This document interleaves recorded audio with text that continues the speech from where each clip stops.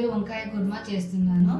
దానికి కావలసిన పదార్థములు: వంకాయలు 350 గ్రాములు, శనగలు 200 గ్రాములు, కొబ్బరి 70 గ్రాములు, ఉల్లిపాయ 50 గ్రాములు, చింతపండు 15 గ్రాములు, ఉప్పు తగినంత, ధనియాల పొడి 1.5 స్పూన్, కారం పొడి 1.5 స్పూన్, పసుపు 1/2 స్పూన్, గార్లిక్ 6, కరివేపాకు కొంచెం, జీలకర్ర 1/2 స్పూను, ఆయిల్ 30 ml.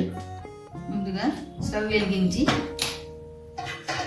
కడాయి పెడుతున్నాను. మీడియంలో పెట్టుకోండి.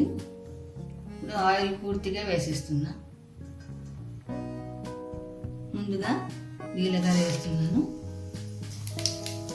జీలకర్ర ఉల్లిపాయలు వేయండి.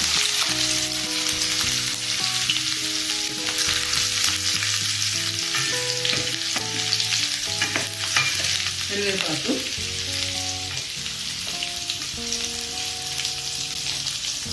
ఉల్లిపాయలు కొంచెం వేడితేనే ఇప్పుడు మనము వంకాయలు వేసుకుందాం. వంకాయలు ముందుగానే కట్ చేసి ఉప్పు నీళ్ళలో వేసి పెట్టాను.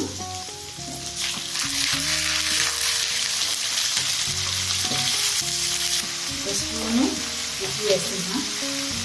శనగల్లో ముందే ఉప్పు వేసి నానబెట్టి 4 గంటలు నానబెట్టి మరి తర్వాత 3 సీటీలు ఇచ్చాను ఉప్పు వేసి ఉడకబెట్టి. ఇప్పుడు పసుపు,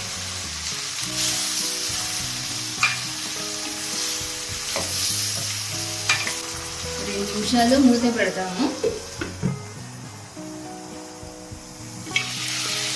5 మినిట్స్ అయింది కదా, పెడతాము. కొంచెం కలర్ మారింది కదా ఉంటాయా, ఎక్కువ కూడా ఫ్రై కావాల్సింది లేదు. ఇప్పుడు మనము ఇందులో కొబ్బరి, కారం పొడి, ధనియాల పొడి, ఉల్లిపాయలు అంతే వేసిండేది. లవంగాలు అవి వేయకూడదు, దీనికి బాగుండేది, టేస్ట్ మారిపోతుంది. ఇవన్నీ బాగా మెత్తగా గ్రైండ్ చేసి పెట్టుకున్నాము. ఇప్పుడు ఇది వేయాలి. వేసి ఒకసారి కొంచెం సేపు ఫ్రై అయిందంటే ఆ పచ్చి వాసన అంతా పోతుంది అన్నమాట.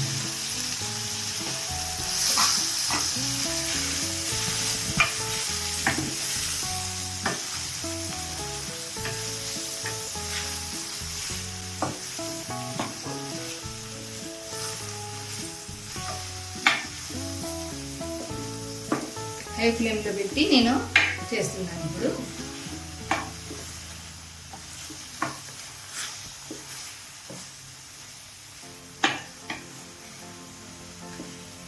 ఒక 2 నిమిషాలు ఇలా ఉండాలి. అప్పుడే ఆ వాసనన్నీ, పచ్చి వాసనన్నీ పోయి మంచిగా ఉంటుంది. ఫ్రై అయి ఉంటుంది కదా. కొబ్బరి, ధనియాల పొడి, కారం పొడి, ఎల్లిపాయలు తక్కువగానే వేయాలి. మనం నాన్ వెజ్కి వేసినట్లు ఎక్కువగా వేయరాదు, దాని టేస్టే మారిపోతుంది. బాగా ఫ్రై అయింది. ఇప్పుడు మనము శనగలు వేసుకున్నాము. శనగలు 70% ఉడికింది అనమాట.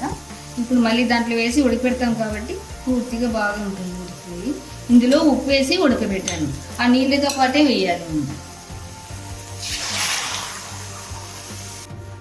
ఒకసారి పూర్తిగా కలిపి కొంచెం నీళ్ళు వేసుకుంటాము.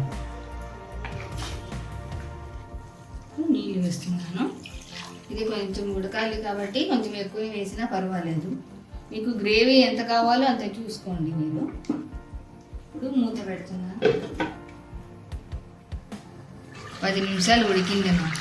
బాగా వంకాయ ఉడికిపోయింది, శనగలు కూడా ఉడికిందే. చింతపండు చూపించాను కదా, దాన్ని బాగా వేడి నీళ్ళలో కొంచెం నానబెడితే చాలు, అంతా పులుసు వచ్చేస్తుంది అన్నమాట.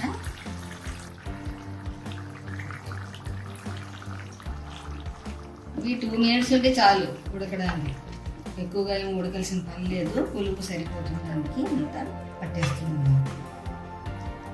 మీరు ఉప్పు అన్నీ సరిగ్గా ఉందని చూసుకోండి. కొంచెం ముందే చూసుకుంటే తెలిసిపోతుంది మీకు. తక్కువ ఉంటే వేసుకోవచ్చు. చూడండి, గ్రేవీ ఇలాగే నేను చేస్తాను. మీకు ఇంకా కొంచెం బాగా గట్టిగా కావాలంటే కొంచెం ఉడకబెట్టండి చాలు. ఉడికిపోయింది. శనగలు కూడా చూడండి